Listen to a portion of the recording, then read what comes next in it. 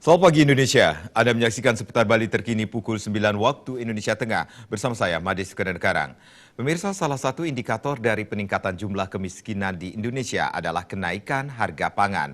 Hal ini terjadi setiap tahunnya ketika harga kebutuhan pokok seperti cabai, daging, dan kebutuhan komoditi lainnya mulai menambung tinggi, maka angka kemiskinan juga ikut merangkak naik.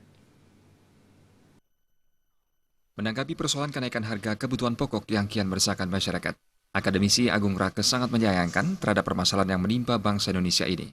Pihaknya mengatakan walaupun kenaikan kebutuhan pokok tidak spontan mengakibatkan angka kemiskinan meningkat secara signifikan, namun lambat laun jika secara terus-menerus seperti sekarang ini terus terjadi tanpa adanya pantauan dari pemerintah, maka angka kemiskinan tidak dapat dipungkiri akan terus bertambah.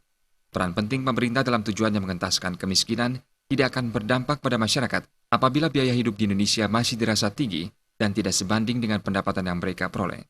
Dengan kata lain, secara kuantitatif, angka kemiskinan akan bertambah dan kualitas hidup semakin berkurang. Ini walaupun tidak spontan, kompak terjadi, tapi itu kan lambat laun. Kalau terus begini, tidak dipantau, ya jelas akan menambah. Tujuan pemerintah untuk mengentaskan kemiskinan paling tidak meminimalisasi penduduk atau masyarakat miskin itu akan sulit dicapai karena biaya hidup mereka tinggi dibandingkan dengan penghasilan yang mereka peroleh itu tidak jauh daripada seimbang gitu. Ya jelas, kita jujur katakan secara kuantitatif ya bertambah. Kualitas hidup pun juga akan berkurang.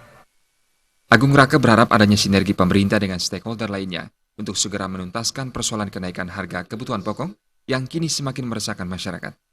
Apabila hal tersebut hanya dibiarkan begitu saja, maka dikhawatirkan dampaknya akan bertambah buruk. Darta Bali TV. Pemirsa, nantikan seputar Bali terkini 1 jam datang. Selamat pagi dan sampai jumpa.